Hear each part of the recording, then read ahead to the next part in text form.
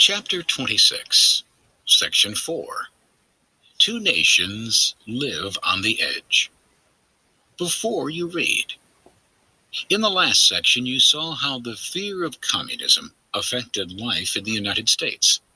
In this section you will see how Cold War tensions increased as both the United States and the Soviet Union tried to spread their influence around the world. Brinkmanship rules U.S. policy. What was the arms race? The Soviet Union exploded its first atomic bomb in 1949. American leaders wanted to develop a more powerful weapon. In 1952, the United States exploded the first hydrogen bomb, or H-bomb. But the Soviets tested their own H-bomb in 1953. Dwight D. Eisenhower was president. His Secretary of State, John Foster Dulles, was very anti-communist. He said America must not compromise. The United States must be prepared to use all of its nuclear weapons against any aggressor.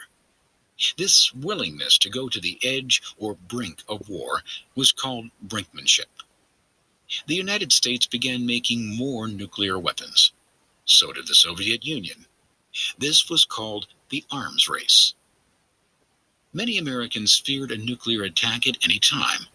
They had air raid drills and fallout shelters to prepare for these attacks. Question 1.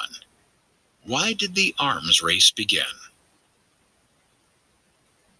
The Cold War spreads around the world. What events increased Cold War tensions? The United States was in competition with the Soviet Union all over the world. President Eisenhower began to rely on the Central Intelligence Agency, CIA. The CIA used spies to get information abroad. It also carried out covert actions or secret operations to weaken or overthrow governments unfriendly to the United States. One CIA action involved Iran. In 1953, the CIA convinced the Shah, or monarch of Iran, to get rid of a prime minister who was not friendly to the West. In 1954, the CIA took action in Guatemala. Eisenhower believed Guatemala was friendly to the communists. The CIA trained an army that overthrew Guatemala's government. Soviet dictator Joseph Stalin died in 1953. At first, tensions eased between the superpowers. People called it a thaw in the Cold War. But when West Germany joined NATO, the Soviet Union formed a military alliance with its satellite nations in 1955. This alliance was called the Warsaw Pact. In 1956, a crisis developed in the Middle East. Egypt seized control of the Suez Canal. The canal was located in Egypt, but owned by Britain and France, who had built it. Egypt was an ally of the Soviet Union. Britain, France, and Israel invaded Egypt to take the canal back. The Soviets threatened to bomb Britain and France. The United States threatened to retaliate. War was prevented when the UN imposed a ceasefire. During the crisis, Eisenhower issued a warning known as the Eisenhower Doctrine. It said the United States would defend the Middle East against communist attack. In 1956, the people of Hungary rose in revolt and called for a democratic government. The new government promised free elections.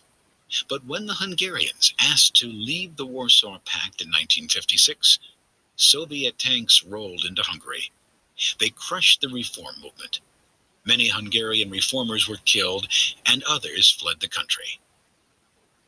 Question 2. How did hostilities increase between the United States and the Soviet Union during the 1950s? The Cold War takes to the skies. What was the missile race? The Soviet leader, Nikita Khrushchev, came to power in the years after Stalin's death. Unlike Stalin, he believed communism could triumph through peaceful means. On October 4, 1957, the Soviets shocked the world by launching Sputnik 1. It was the first artificial satellite to orbit the Earth. American scientists also worked hard to catch up. The first attempt to launch a U.S. satellite was a humiliating failure. On January 31st, 1958, the United States successfully launched its first satellite. Meanwhile, the United States had been flying spy missions over the Soviet Union.